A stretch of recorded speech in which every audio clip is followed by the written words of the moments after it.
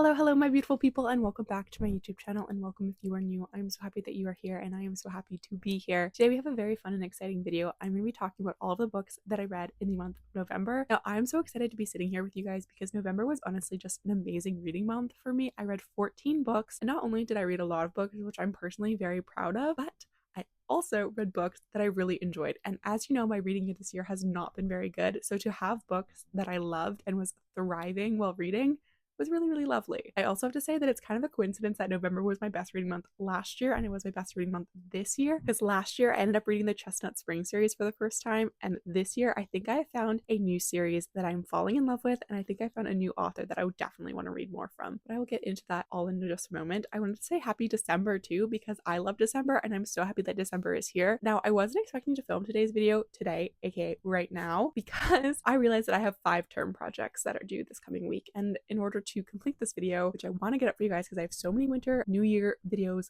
planned, I was like, I need to film it today because I will not have time during the week, because 5 term projects in 1 week is honestly kind of cruel, but alas, we will survive. So we're going to be cozy, we're going to be comfy, and we're going to talk about all the books that I read in the month of November. The first book that I ended up reading in the month of November was The Phoenix Keeper. Now, this was quite an anticipated read for me because I've been wanting to jump more into cozy fantasy, and this book follows our main character Ayla, who is a zookeeper. She's always loved animals, but in particular the Silmano phoenixes. So when she gets her dream job at the zoo, she makes it her mission to revitalize their breeding program so that she can continue on the legacy of the Silmano phoenixes. Ayla is then tasked with revitalizing the breeding program, and she only has a female phoenix. So not only does she have to get the zoo back in tip-top shape to potentially get a male phoenix, there are also a bunch of bumps in the road. Overall, this book was a lot of fun. I really enjoyed the magical setting. Like, the magical creatures that were described in this book were so amazing. I do have to say I did switch to the audio just because I was struggling quite a bit with some of the pronunciations or some of the descriptions of what these magical creatures were. Common thing that happens when I pick up cozy fantasies that have a little bit of romance in them is I often wish that the romance actually wasn't there, and unfortunately that is true for this book as well. It happened with Legends and Lattes, and it did happen with The Phoenix Keeper. I was just enjoying the story much more than I was enjoying the romance, and the romance just kind of was like tossed in there a little bit, and I didn't really like the love interest or how our main character was interacting with the love interest, and there were a few different elements,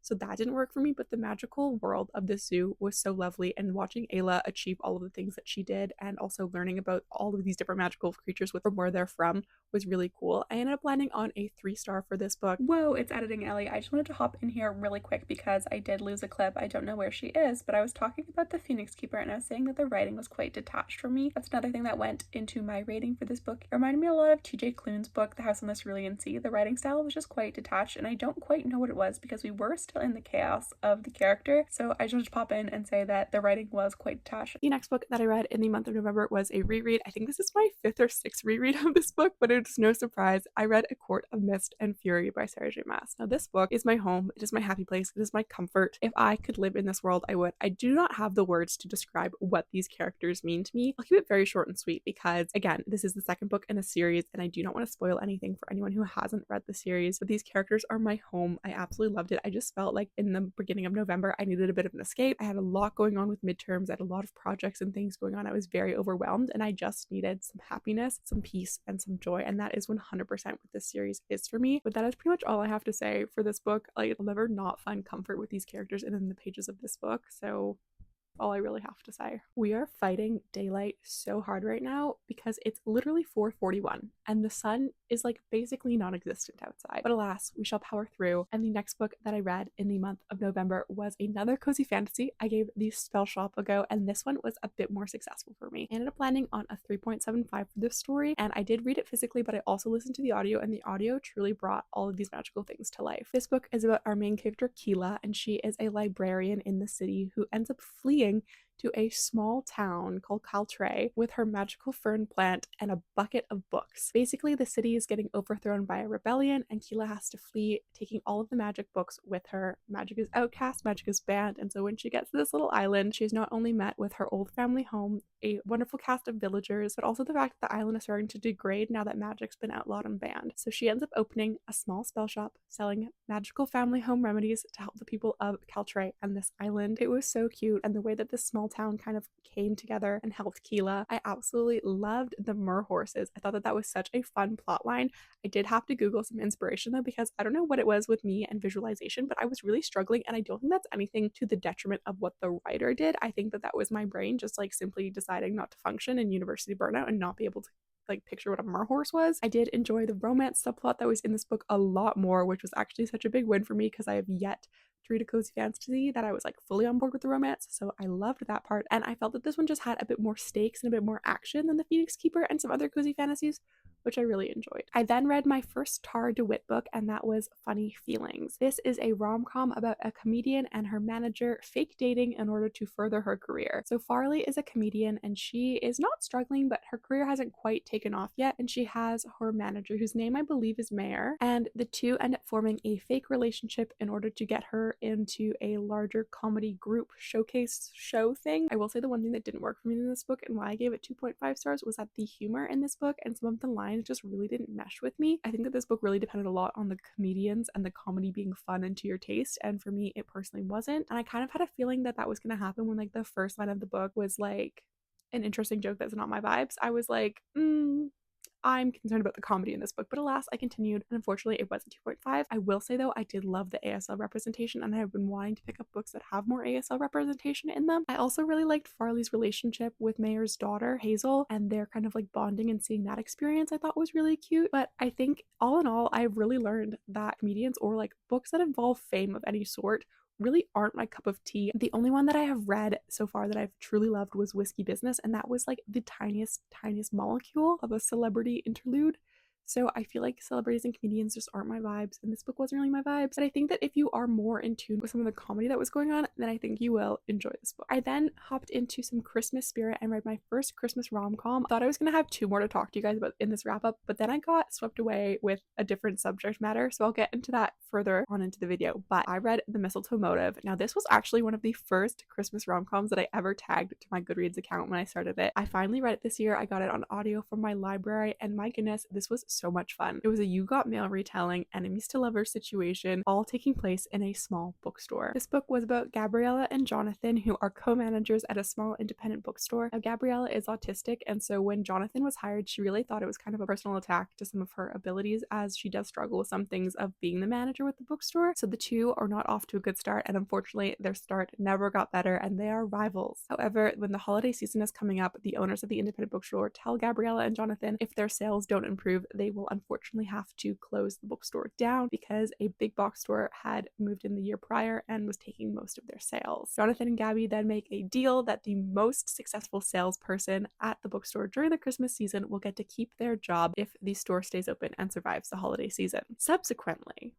during this time, they are also chatting online, falling in love with each other, and it reminded me so much of Alex Approximately, which is also You Got Mail retelling. I think I just love You Got Mail retellings because I think they're so much fun. Any book with a bookshop setting is normally going to hook me right away, and that is exactly what this story did. The little Christmas elements and their sparring was so much fun, and I really loved the vulnerability that both of these characters shared with each other that happened in this book. Overall, it was just such a sweet story, and I gave it 3.75 stars. We then started dipping our toe a little bit into what the rest of the theme of the video will be, and that is slightly dark romance. But I do have some non-dark romances, so don't click away if dark romance isn't your thing. Have no fear. I have been obsessed with Sons of Anarchy.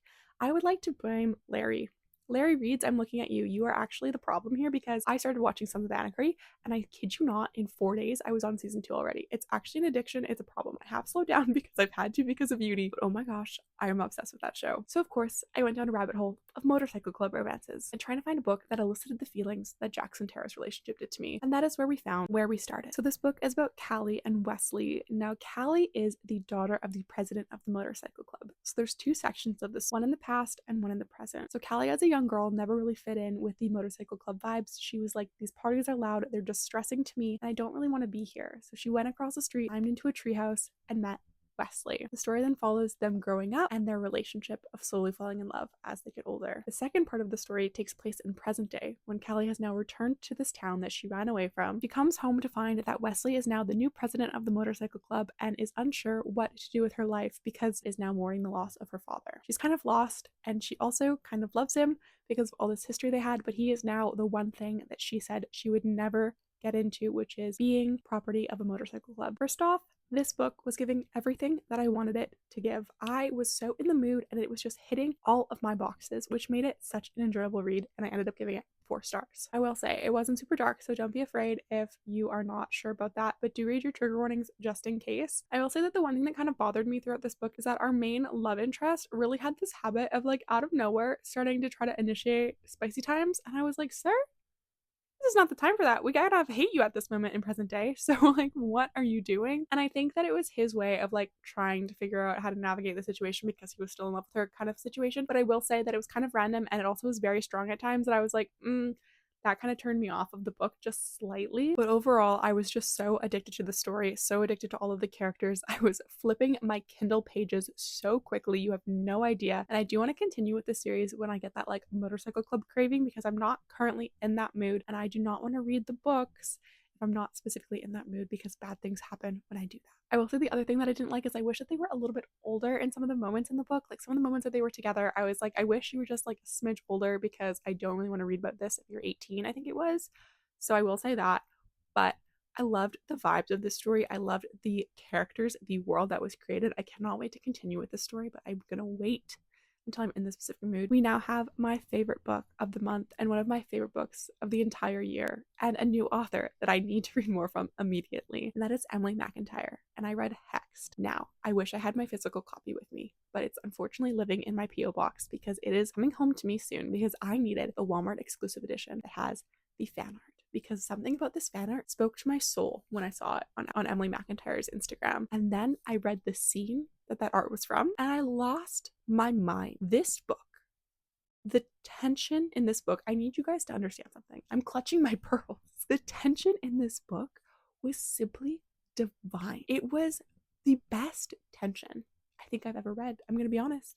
I was on the edge of my seat. I'm actually really struggling to tell you guys the synopsis of this story because I keep on going on little tangents of all the little things that I love. So I'm going to try to keep it really short and really sweet. So Vanessa is our female main character. She has been mostly on her own in her life. Her father is dead and so is her mother. So she was taken in by her uncle, who is the heir to the crime boss family that she lives in. However, she's never fully accepted by her uncle, and she's also kind of used as a way to end some of his problems. So if he has someone who's not doing something or he needs information, he sends Vanessa to do it. She is very loyal, even though she's not treated with the most kindness from her family. We then have Enzo, who is part of the mafia in New York, and he is the heir to the throne. His life is a little bit of a mess because his brother was murdered, so now he is the heir, and also he finds himself in an arranged marriage with Arya. Now, Arya is Vanessa's cousin. So when Enzo and Arya go back to Vanessa's hometown to celebrate their engagement, Enzo realizes that he doesn't want Arya. He actually wants Vanessa.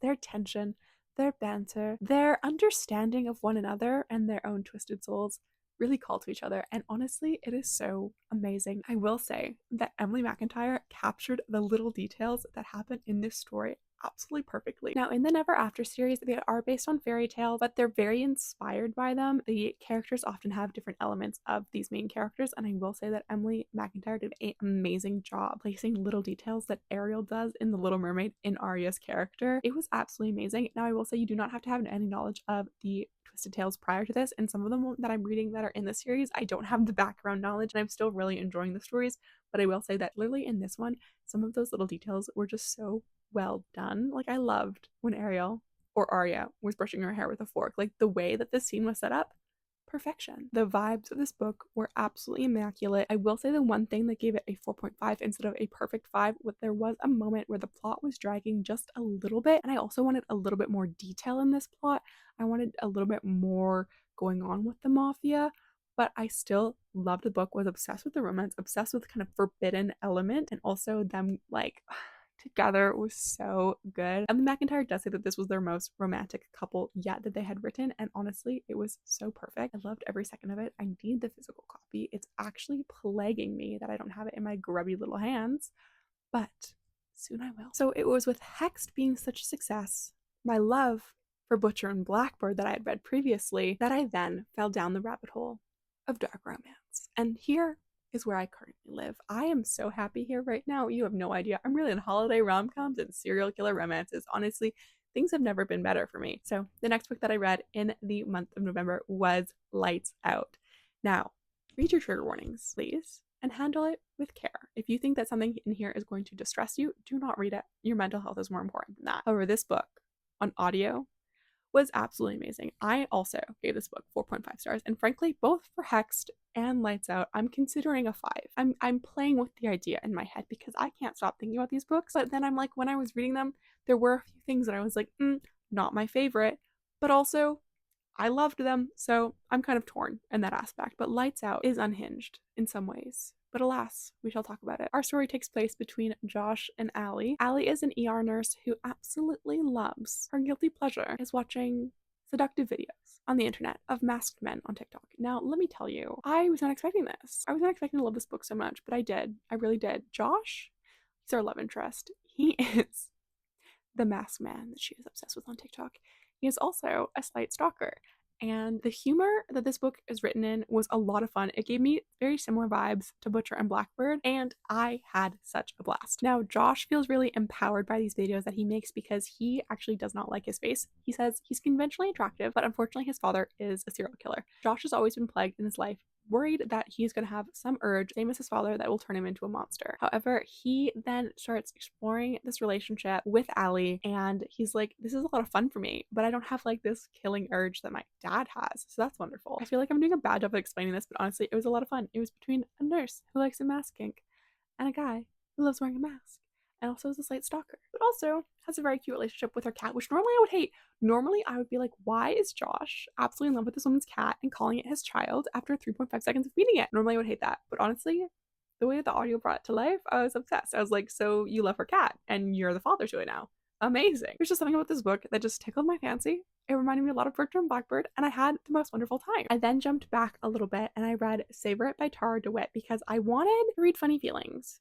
And I also wanted to read Savor It. Didn't realize they were by the same author. Now, I have always loved the cover of Savor It, but for some reason I thought the book was YA, so I never picked it up because YA romances aren't really my vibe anymore. However, when I found out that this book was adult, I immediately picked it up. And I think that this book had the potential to be a 5-star for me, and I fear that I read it at a time that I didn't want to read it. I fear I did. I fear I really, really did. This book is about our main character, Sage, and she lives in this small town on a kind of ragtag farm. She has a collection of animals that she has acquired and rescued. We then have Fisher, who is our male love interest, and he is a chef experiencing burnout and some mild trauma. Unfortunately, his sister has died, and he has taken custody of his niece, and she's not thriving. She's not doing well. He's not doing well in his career either, so they move to the small town for the summer so he can help start up a new restaurant, also to give his niece Indy a little bit of stability. Sage and Fisher are then neighbors. We have a little bit of forced proximity. Here's my thing, but was it going to be 5 stars if I read it and I was fully in the mood, or will it still have the same thing even if I was in the mood for it? I don't know. We'll never know. We'll never know. But that's okay. The wonky ragtag group of characters. I loved that one of the geese bonded to Indy. I loved the fun town event and how there was this kind of quirky town. I really enjoyed Fisher and Sage's relationship towards the end of the book, not so much at the beginning, but I really hated how many times the word savor was used. Savor it too much.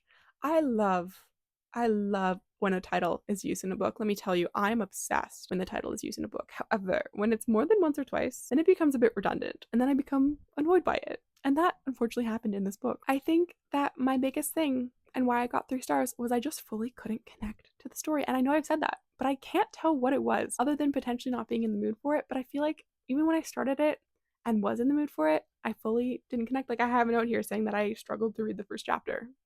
So I don't know. So after being completely obsessed with Hexed, I then read another Emily McIntyre book. I got Be Still My Heart, which is a romantic suspense book. And honestly, I enjoyed it. I gave it 3 stars, but there were just some things that weren't to my reader's taste, I guess. I'm not a fan of Insta-love, and we were kissing by 20%. I was like, what is going on? Why isn't it the 50 or 60% mark? And I will also say, I wrote a note down, and it's kind of confusing, but I said that the plot is kind of confusing, but it's in a way that I understand what's happening. I just don't really like it. And I would say that that's kind of how this book felt for me. I think that there were some aspects I liked, some aspects I didn't, some aspects that I called, and I kind of just didn't love it. I don't want to spoil exactly what it was, because then if I do, you're gonna be like, okay, well, there's the book. Also, I didn't love that aspect of it, because why is this one pivotal thing kind of key and will unravel the entire story? But alas, I did like the small town. I did like the spooky vibes.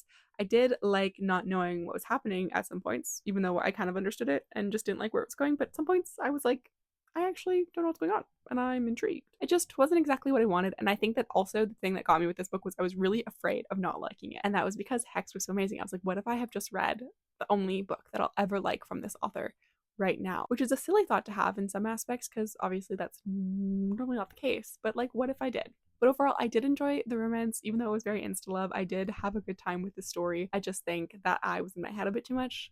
And also, it was a bit too predictable. If you thought I didn't have a lot to say, or Be Still My Heart, you have another thing coming. I read Blood on the Tide, and this was actually very interesting to me because I actually read my first dark romance by Katie Robert a while back, and that was Neon Gods, and I didn't really think much of it, so I think it's a little bit funny now that I am in my dark romance era, and now I'm picking up another Katie Robert book. However, this one's not really dark romance. It's like a Pirates of the Caribbean retelling, sort of loosely based upon Pirates of the Caribbean, but it is about a vampire and a Selkie on a magical hunt to get the Selkie's tail back, and also to get the vampire's family crown jewels. There are some portal magic, there's mythical creatures, and I can't really tell you too much else because I was intrigued, because I was entertained, but I wasn't invested. And I thought it was fun, but it was a little bit fast paced in the romance for me. Again, I'm a slow burn girly at this point, and I think that overall the plot kind of lost me because I was like, what's going on? And also, why is everything so easy? Like, why is everything so easy right now? So I was entertained but not invested, I think is the best way to put it. And that's all I have to say for this book. The sun has fully set and I feel like I'm descending into chaos. So I'm going to try to reel it back in. We're going to talk about the next book very demurely and very mindfully. We're going to talk about Sunlight by Devoney Perry. Now, this book was very intriguing to me because I love the color yellow. I love the word sunlight. And it was an accidental pregnancy trope book. And before you run away, I know it's scary, but it's going to be okay.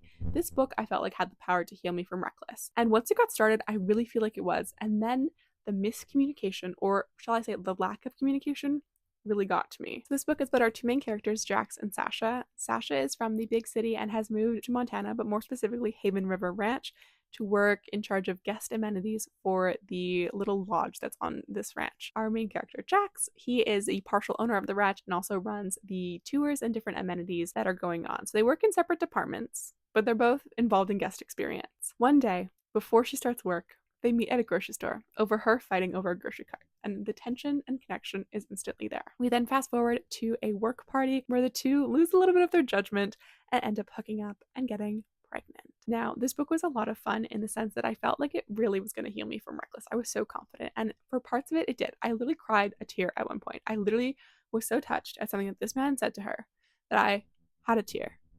Unfortunately, the miscommunication or lack of communication really got to me. I will say that the ending and like latter half of this book, I was just very tired of our female main character not saying what she needed to say or holding on to little words that were so clearly just put there as a safety blanket so that she would stay in points, that I was like, why are you doing this to me, girl? Why are you doing this to me? But perhaps the biggest thing that got me in this book was the mystery plotline, and I will not spoil, have no fear, about this guy named Eddie that our female main character Sasha is constantly writing to. That was the most infuriating plotline to me. I honestly wanted it to go away. I felt that it was so underdeveloped.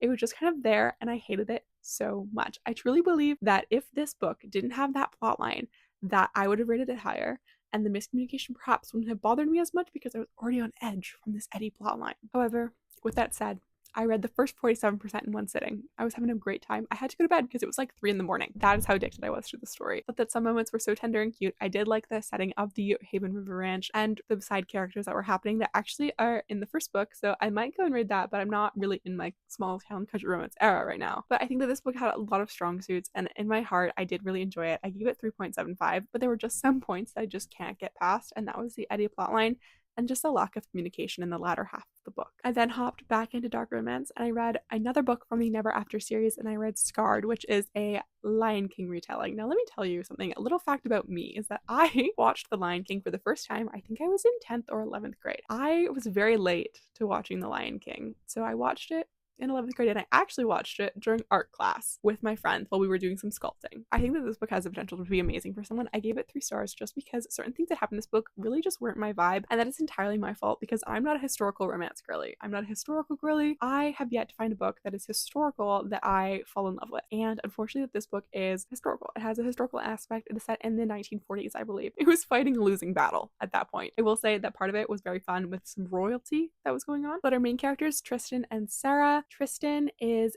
the second in line for the throne. He is under his brother Michael, and he is not happy about it. He's also leading the rebellion. He's also kind of twisted. and he's also falling in love with his brother's bride, Sarah. Sarah is sent in the castle as sort of a assassin in some genre.